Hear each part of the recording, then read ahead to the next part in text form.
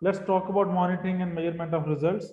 This corresponds not only for the energy auditors, but also for the companies for their internal monitoring. So when we don't have a service contract for monitoring purposes, we still try to provide them a monitoring framework as part of our energy audit report. And I will provide you with some of the references that they need all as well, and then some possible ways of performance monitoring, how to establish an auditing mechanism, a management review, and the and how to report performance at the end. So if you look at the ISO 50001, it requires to monitor in section 9, and section 9.1 says that monitoring, measurement, analysis, and evaluation of energy performance and the energy management system, in which it requires to develop a monitoring and measurement plan, evaluate energy performance and effectiveness of energy management system. Improvement in energy performance shall be evaluated by comparing energy performance indicators against the energy performance baselines. Then investigate and respond to significant deviations in energy performance. So if you have normalized EnPIs, then both these points get covered automatically. Then evaluation of compliance with legal requirements and other requirements. So if there were any legal issues that we had, for example, any notices from the Environment Protection Agency, have we already completed those or not? Then in 9.2, it requires to conduct an internal audit of energy management system. And then in 9.3, it requires to do a management review. In HIG FEM, in level 2, it requires companies to demonstrate continual improvements compared to the baselines. So what they have to do is, every year, they have to show that at least in one of the baselines, they have shown an improvement compared to the previous year. And these should actually account for at least 80% of their energy inputs. So if an EnPI, if they show improvement in only one EnPI, which is related to the 80% of energy input, they qualify for the numbers marks.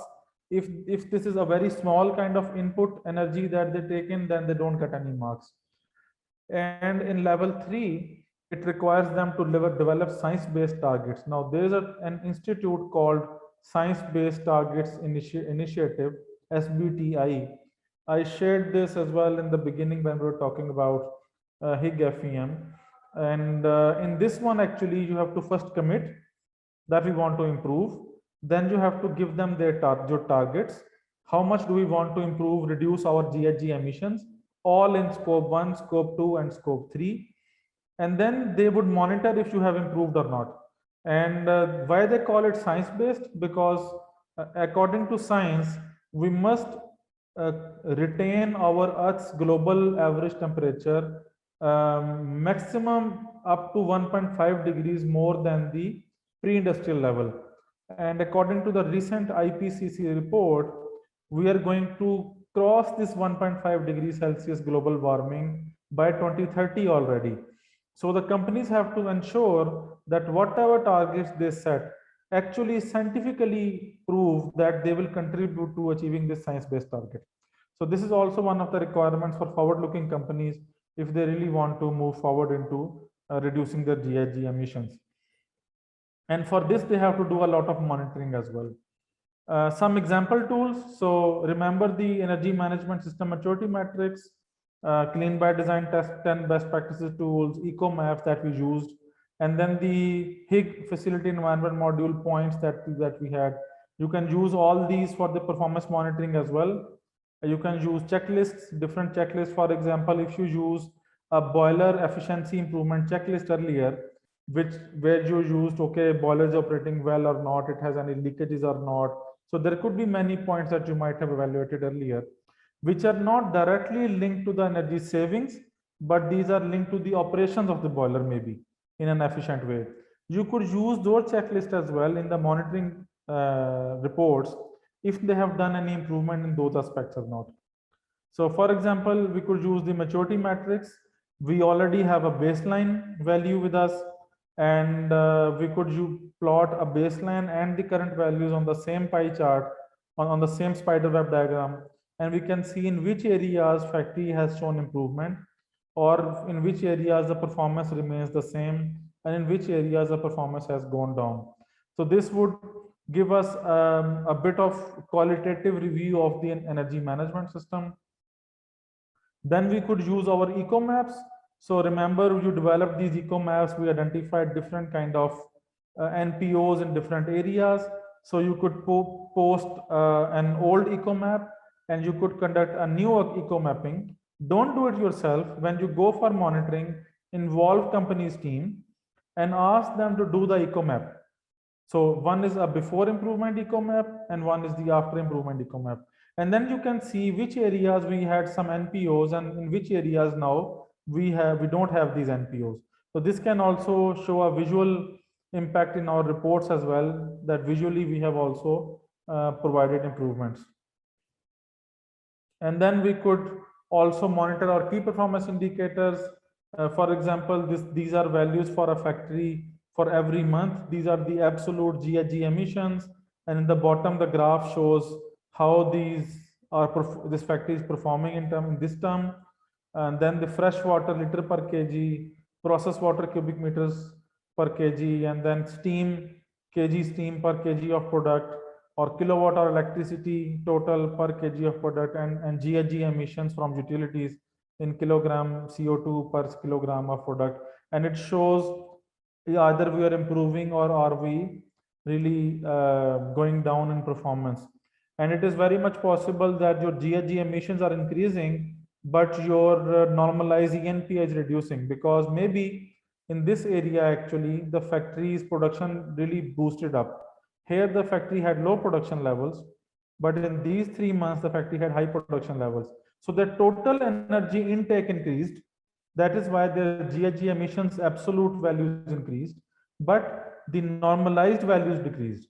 So this is a way of also showing. We also saw an example recently that the factory showed improvement in all these areas, but showed that their absolute GHG emissions have increased, but the production volume did not increase drastically.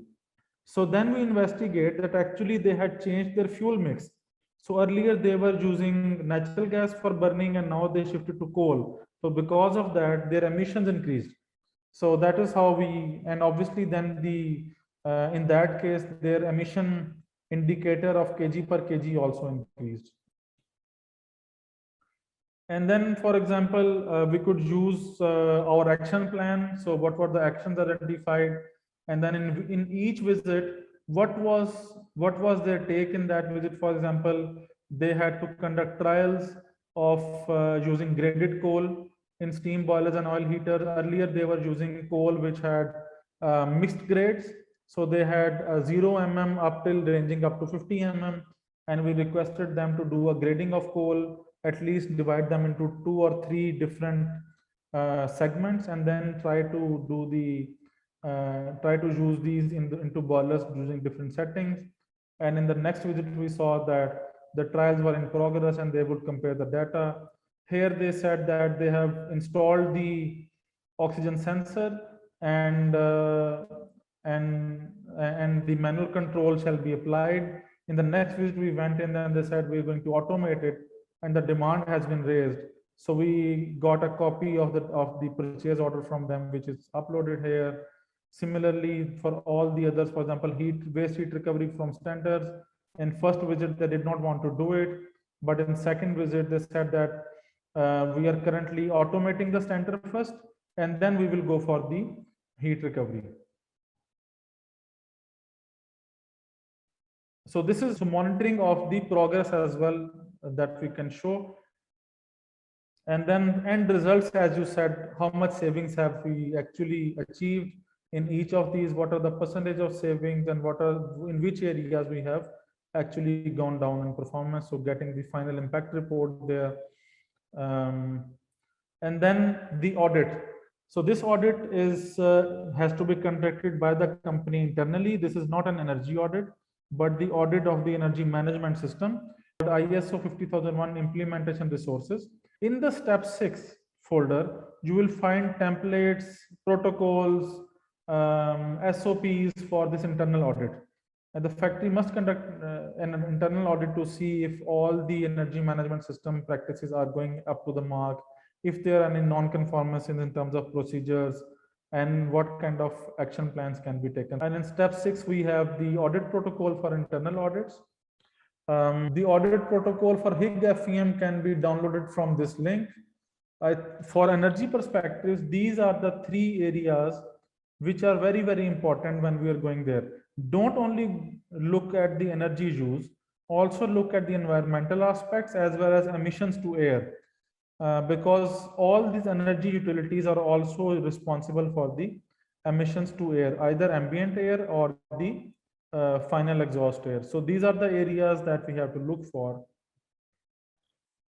Then the management review. So company has to set a frequency. Would they do a management review every year or once 6 months or once in a quarter, for example? And then the energy management system audits that they did previously must be linked with the corrective actions and the management review. So management review would see, is the management system actually working?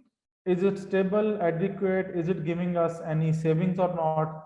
And for that, these are the elements that you can review in the management review. For example, follow-up actions from the previous management reviews. So what was decided in the previous management review? Have we implemented that or not? What is the energy performance of the company? So bring in charts.